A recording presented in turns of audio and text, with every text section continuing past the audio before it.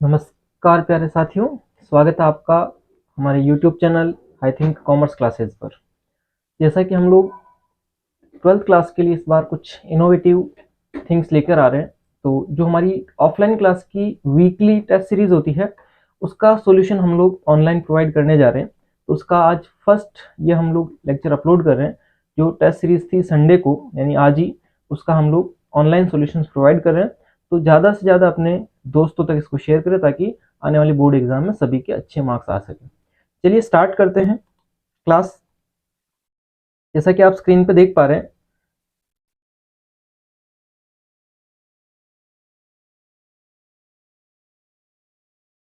जो क्वेश्चंस हैं वो आपकी स्क्रीन पर हैं। टेस्ट पेपर 20 मार्क्स का था और जो पहला क्वेश्चन है हमारा मल्टीपल चॉइस क्वेश्चंस, उसमें first, in which analysis can utility be measured in definite numbers such is 1 2 3 4, यानी कि किस अवधारणा में उपयोगिता को संख्याओं में मापा जाता है, जैसे कि 1 2 3 4 आदि। तो ऑप्शंस हमारे पास हैं कार्डिनल एनालिसिस, दूसरा ऑप्शन है ऑर्डिनल एनालिसिस, तीसरा ऑप्शन है बोथ ए एंड बी, और चौथा ऑप्शन है none of the above. Students, इसने बोला कि संख्याओं में जिसमें मापा जा सकता है, तो आप सभी को पता है संख्या में हम किसको माप सकते हैं, कार्डिनल यूटिलिटी एनालिसिस, जो कि एल्फ्रेड मार्शल ने बताया था। इसका आंसर करेक्ट क्या हो जाएगा, आंसर नंबर 1। क्वेश्चन नंबर 2 पर आते हैं।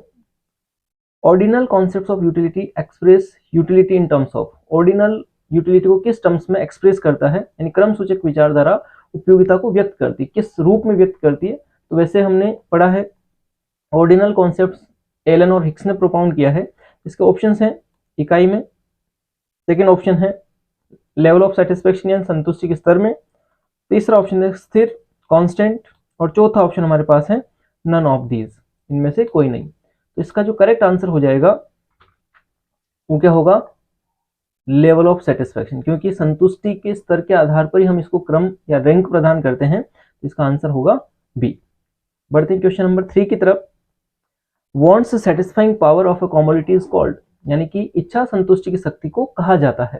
तो इच्छा संतुष्टि की शक्ति को क्या कहा जाता है स्टूडेंट्स, तो ऑप्शन हमारे पास है कंजप्शन यानी उपभोग, दूसरा ऑप्शन है यूटिलिटी, तीसरा ऑप्शन है प्रोडक्शन, और चौथा ऑप्शन है वैल्यू एडिशन। तो इसका करेक्ट आंसर क्या होगा दोस्तों, ऑप्शन नंबर बी, यूटिलिटी यानी कि उपयोगिता। इच्छा संतुष्टि की शक्ति यानी वांट सेटिस्फाइंग पावर क्या होती है, यूटिलिटी होती है। Question number 4, which of the following equation is incorrect, इनमें से कौन सा असत्य है। तो हमारे पास ऑप्शन है M equals to T U N plus two minus T U N minus one, दूसरा ऑप्शन है हमारे पास M U equals to T U upon Q, तीसरा ऑप्शन है M U equals to T U N minus T U N minus one, और D option है none of these. तो students, इसका जो करेक्ट आंसर होगा वो ऑप्शन नंबर बी होगा, क्योंकि यहाँ M U equals to T U upon Q नहीं होकर delta T U upon delta Q होता है। तो आंसर क्या है इसका, बी। नेक्स्ट क्वेश्चन हमारे पास 5, if the consumer consumes only one commodity x he will be in equilibrium when, यानी कि उपभोक्ता एक ही वस्तु जो एक्स का उपयोग कर रहा है तो संतुलन क्या होगा। तो ऑप्शन है M U X is greater than P X, second option M U X equals to P X, तीसरा option M U X is less than P X, और नन ऑफ दीज। तो संतुलन की स्थिति में हमेशा ध्यान रखना, जितना हम खर्च करते हैं उतना ही हमें संतुष्टि स्तर मिलना चाहिए। तो ऑप्शन नंबर बी हमारा करेक्ट हो जाएगा, M U X into P X. इसके साथ अगर हम लोग एम यू एम भी लिखते हैं तो वो भी हमारा करेक्ट माना जाएगा ना, एम यू एम यानी कि मार्जिनल यूटिलिटी ऑफ मनी। तो कभी कभी इसको पी एक्स के प्लेस पर केवल एम यू एम भी लिखा हो सकता है, लेकिन वो भी करेक्ट माना जाएगा। ठीक है, बढ़ते हैं हम नेक्स्ट क्वेश्चन की तरफ। क्वेश्चन नंबर 2, हमारे फर्स्ट के 5 क्वेश्चन थे जो फिल एमसीक्यूज थे, अब है fill in the blanks. First, when M U is 0 then T U, जब एम यू 0 होता है तो टी यू क्या होता है स्टूडेंट्स, बताइए फटाफट से। जब सीमांत उपयोगिता शून्य होती है तो कुल उपयोगिता क्या होती है, मैक्सिमम। क्या होगी, मैक्सिमम होगी, है ना। तो करेक्ट आंसर क्या हो जाएगा इसका, मैक्सिमम। ठीक है, अधिकतम, हिंदी में क्या बोलेंगे इसको, अधिकतम।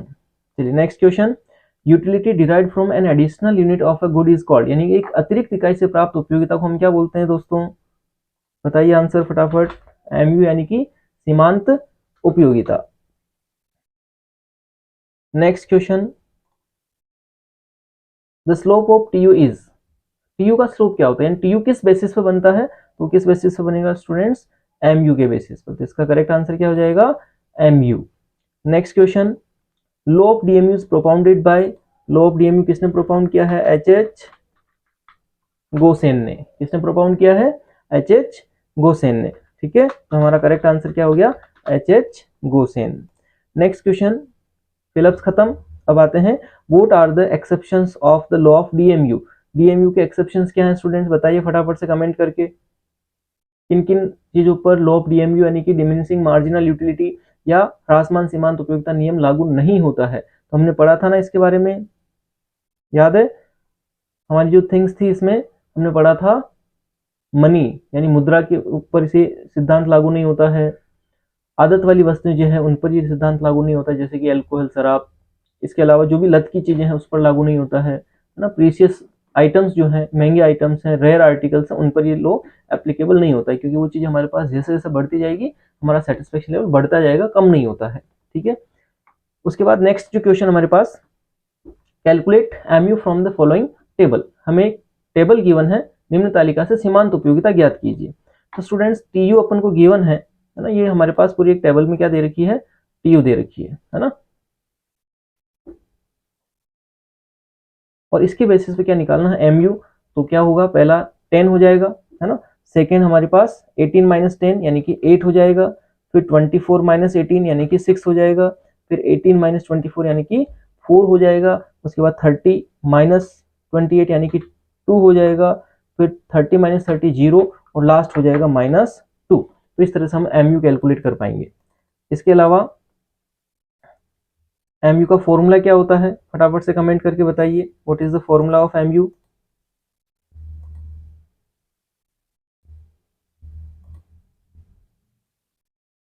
Question number 5, what is meant by utility.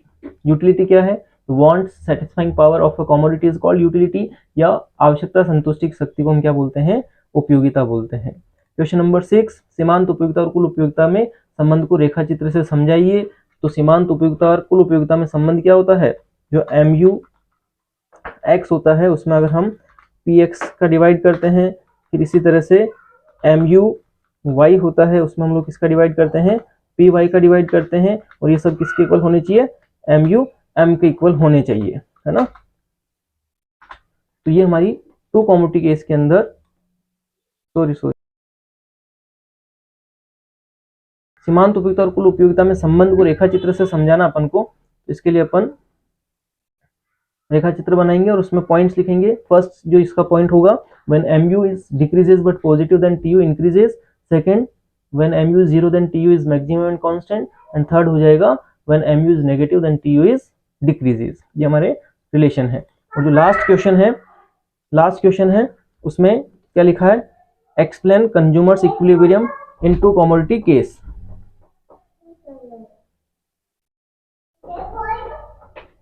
दो वस्तुओं की स्थिति में उपभोक्ता का संतुलन क्या होगा, तो उसके बारे में हम लोग बात कर रहे हैं। दो वस्तुओं की स्थिति में उपभोक्ता का संतुलन की हम बात करते हैं, तो उसमें कंडीशन क्या होगी इक्विलिब्रियम की। सबसे पहले हम बात करते हैं M U X divide by P X equals to क्या होगा, P M U Y divide by P Y M U M. तो इस तरह से हम लोग इसके इक्विलिब्रियम की कंडीशन को एक्सप्लेन कर सकते हैं। फिर इसका हमने डायग्राम भी पढ़ा था, तो दो लाइंस जहां पर एम यू एक्स और एम यू वाई की लाइन हम ड्रॉ करते हैं, तो उस तरह से अपन कंज्यूमर के इक्विलिब्रियम को यहाँ पर आइडेंटिफाई कर सकते हैं टू कमोडिटी केस के अंदर। तो ये आज की हमारी क्लास है, उम्मीद करता हूँ आपको क्लास पसंद आई होगी। ठीक है, मिलते हैं हम नेक्स्ट टेस्ट सीरीज के अंदर।